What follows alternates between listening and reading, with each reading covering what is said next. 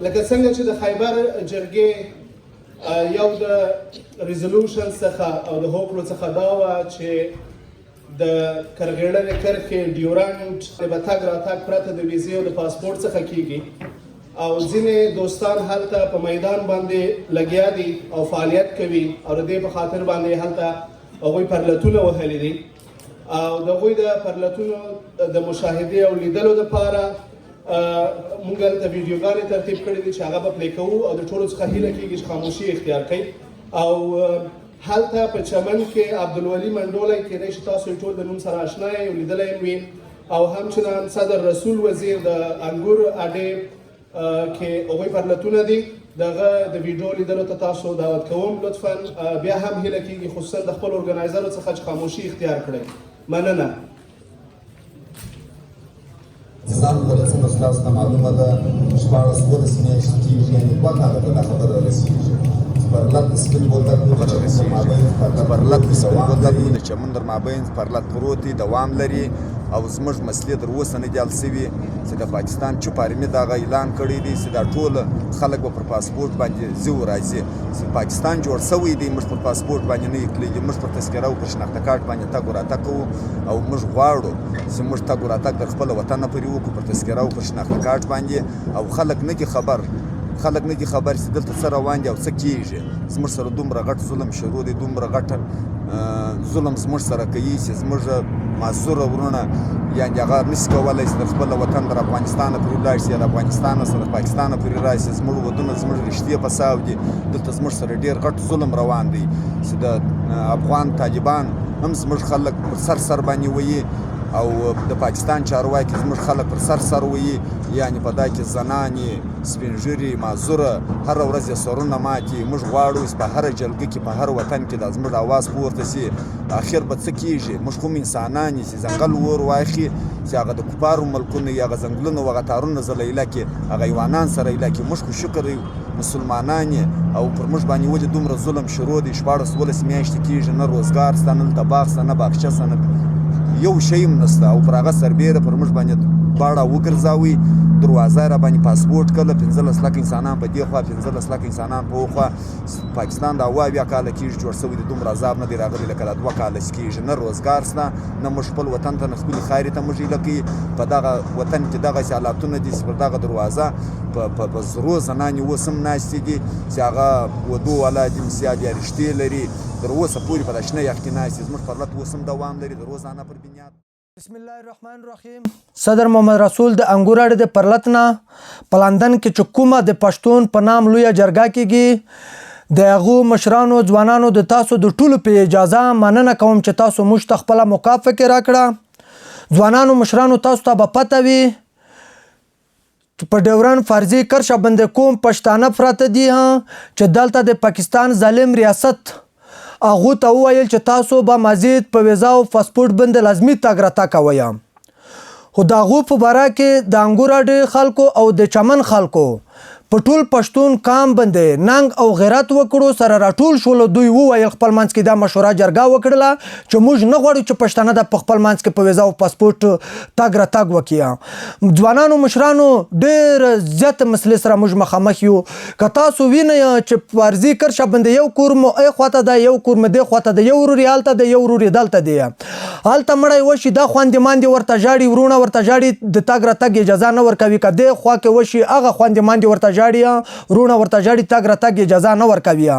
نو موږ نه غواړو چې پښتانه د خپل منځ کې په ویزا په پاسپورټ باندې تګ راتګ وکړي خو زه د ټولو لویې جرګې نه خواست کوم چې تاسو په دې باندې ها خبره وکړئ او بیا ټول پښتانه ته خواست کوم چې دغه هغه پرلتونه دي چې په ټول پښتون قام یې ننګ وکړه تاسو په دې باندې لازمي خبرې وکړئ او دا بیانیه یو ځای ته ورسوئ چې موږ خپل کیس جیت کوو دلته ترانسپورټ بند دی دلته د تګ راتګ لاره بند دی هر څه خلک د غربت سره مخامخ دي ظالم ریاست هیڅ سہولت نه دی راکړی خو زه د ټولو پښتنو نه خواست کوم چې کوزه پښتونخوا بره پښتونخوا خلک ته په خپل منځ کې اتفاق اتحاد سره وکړي لویه جرګه ده وکړي زه د امارت اسلامي نه خواست کوم چې تاسو د سفارت په لول باندې د پاکستان ظالم ریاست سره خبره وکړئ تاسو د خلک د تګ راتګ زمینه برابره کړئ جغرافیې رشته کله موږ نه غواړو چې دا د بېلې شي هر څه بېلېږي خو جغرافیا رشته نه سره بېلېږي نر موږ دریغه پر خپل مزاحمت به جاري وي چې د څو پره زموږ د خپل مطالبې په منلې نه وي د ویزې د پاسپورټ پر خلاف به دریغه پر دا مزاحمت جاري وي چې د څو پره د منلې نه وي دریغه پر به موږ ناست وو په پرلت باندې خو زه د ټولو پښتنو نه خواست کوم چې په دې پرلتونو باندې کلک نظر وساتئ سخت ظلم زیاتی سره روان دی ډېره مهرباني ډېره شکریه په یو کرښه باندې پراته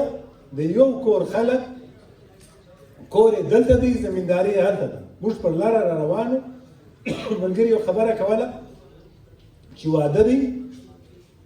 واده و خلک و چې واده دی موږ ناوکۍ روانه کړله د چمن دروازې ته ورسوله هلته خلک ولاړ دي د ناوکۍ صاحب نه پلار پرېښوي نه مور پرېښوله نه خور پرېښوله یوازې ناوکۍ وه خلکو ته پر حواله کړه زموږ مړي د یو چا ورور مړ دی هغه خپل مړی و خپلې هدیرې ته نشي وړلی زموږ د ډیورنډ پر کرښه باندې چې دا ډیورنډ کرښه دلته سنګریان صاحب د دې تاریخي دغه بیان کوي چې په دې باندې هېڅ افغان نه منلې ده یو معاهده پر موږ باندې په زور تپل سوې ده بیا د دغه معاهدو غندل یا دغه معاهدې ختمول لغوه اعلانول یا نه منل د دې بار بار په مختلفو جرګو کې د افغان د جرګو چې ته تاریخ راوخلې په مختلفو جرګو کې دغه شی رد سوی دی د افغانانو لخوا موږ ډیورنډ کرښ نه دی منلی نه افغان د دې خوا والا افغان منلی دی نه محکوم افغان منلی دی نو پنجابی ریاست پر موږ باندې د ډیورنډ کرښه په زور تم دغه کوي موږ پکار دی افغانان د دې لپاره په هر صورت باندې په هر ډګر کې په هر ډګر کې پکار دی د دې خلاف راووځو او دا په هېڅ صورت هم موږ ونه منو موږ د دې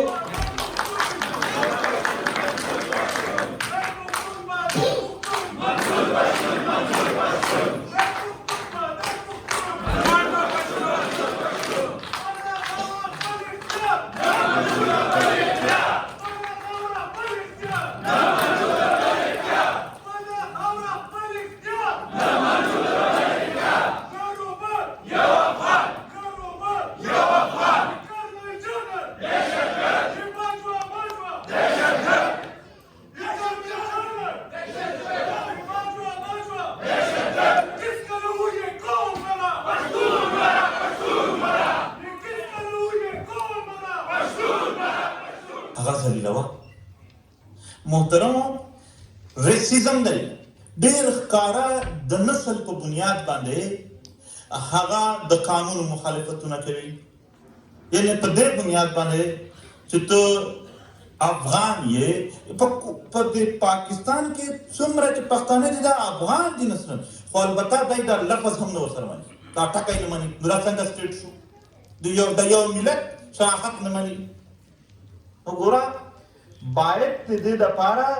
یو لابینګ وشي یو څوک ځان ته سټیټ وایي سټیټ او د ایږي ځای په آیډنټي کارډ لرونکي خلک باندې دی بزنس بند کوي دا د ډیورنډ لاین ګیټونه چې بند کړي دي د څه لپاره چې خلک بزنس نه وکړي خلک تګ راتګ نه وکړي خپل ریلیشنز رشتې نه وساتي دا فیل سټیټ زه خو وایم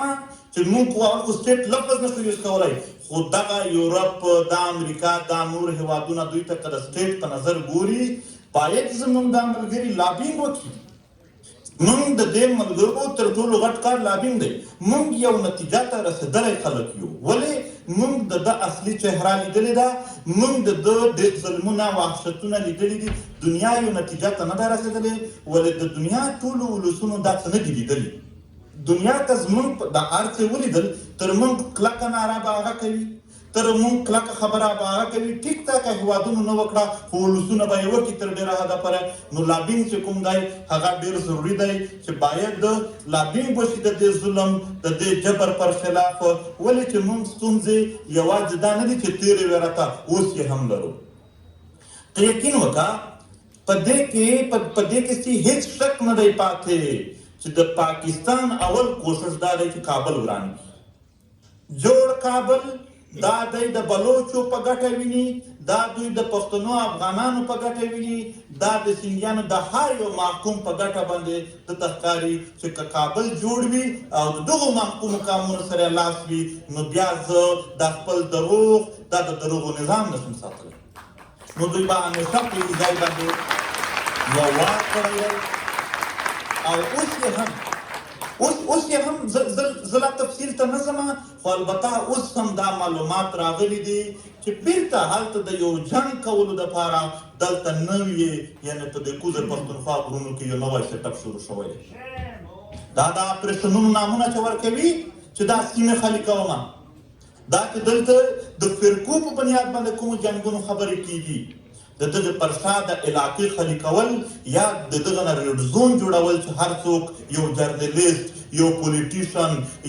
یو لیکوال، هغه څوک چې بهر ته خبره وړلی شي چې هغه دغې ځای ته د تګ کوشش نه وکړي، انټري نشي کولی. بېرته په دغې ځایونو کې هغه پراکسي، هغه سیسټمونه چلوه. دا موږ فلحال په دې نه یو کنوینس، باید تاسو دنیا ته ووایئ موږ پښتانه افغانان په دې نه یو کنوینس چې نړۍ د ترهګرۍ خلاف ده.